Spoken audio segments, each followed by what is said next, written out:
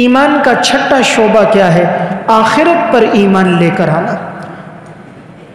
آخرت پر ایمان لانا یعنی قیامت کے دن پر ایمان لانا۔ قرآن کریم میں اللہ رب العزت نے جا بجا جہاں اپنی ذات کا تذکرہ فرمایا وہاں قیامت کے دن کا تذکرہ فرمایا۔ فرمایا وَمِنَ النَّاسِ مَن يَقُولُ آمَنَّا بِاللَّهِ وَبِالْيَوْمِ الْآخِرِ، لوگوں میں سے بعض وہ ہیں جو اللہ پر اور آخرت پر ایمان لے کر آتے ہیں۔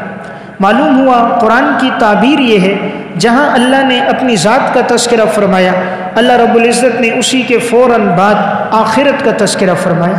اس لیے مسلمان آخرت پر ایمان لے کر آتا ہے۔ اللہ رب العزت نے اہل کتاب کے ساتھ جو جہاد کا حکم دیا اس کی وجہ یہ بیان فرمائی کہ یہ وہ لوگ ہیں جو قیامت کے دن پر ایمان لے کر نہیں آتے۔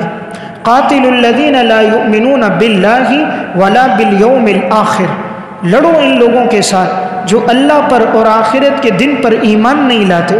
ولا یحرمون ما حرم اللہ ورسولہ، اور حرام نہیں سمجھتے جس کو اللہ رسول نے حرام کیا ہے۔ ولا یدینون دین الحق، اور نہ دین حق کی پیروی کرتے ہیں۔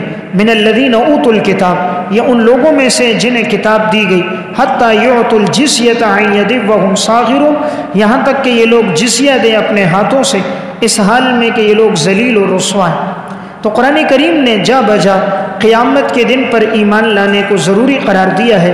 تو اس لیے ایمان کا چھٹا شعبہ یہ ہے انسان آخرت پر ایمان رکھے کہ ایک دن ایسا ہے کہ موت کے بعد اس دن ہم سب کو قبروں سے اٹھایا جائے گا، جزا اور سزا ہوگی، انسان کو نیک اعمال کا بدلہ دیا جائے گا، برے اعمال کی اس کے لیے سزا ہوگی۔